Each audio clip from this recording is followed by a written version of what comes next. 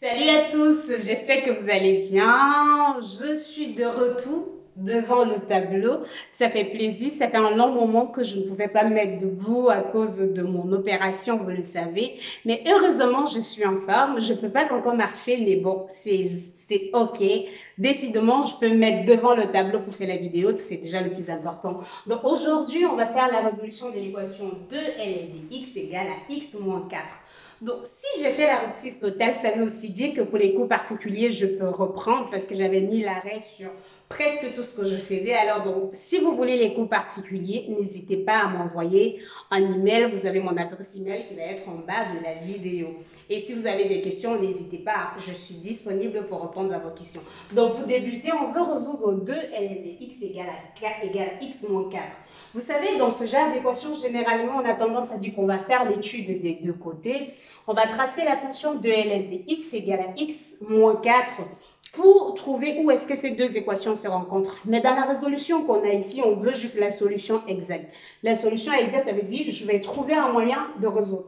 Déjà, je rappelle, on va utiliser la fonction de Lambert.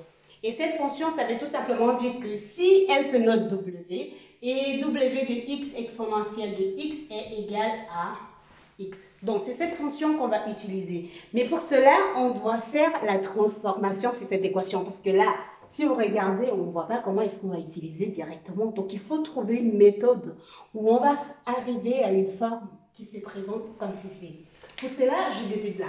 La première des choses que vous pouvez observer ici, c'est que je peux faire traverser le 2 de l'autre côté. Alors, en faisant traverser le 2, j'aurai ln de x qui est tout simplement égal à x divisé par 2 moins 4 divisé par 2 qui me donne 2.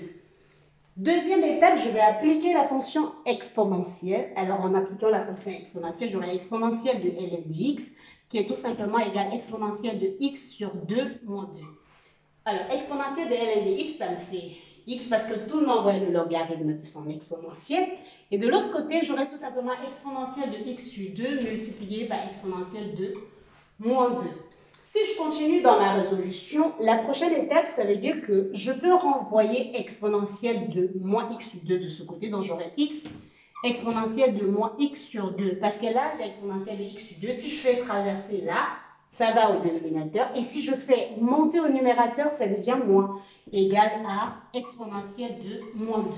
Alors, vous voyez ce que je peux faire là. Si j'ajoute le moins 1 sur 2 ici, j'aurai tout simplement moins x sur 2, exponentielle de moins x sur 2. Et de l'autre côté, j'aurai moins x sur 2, exponentielle de moins 2.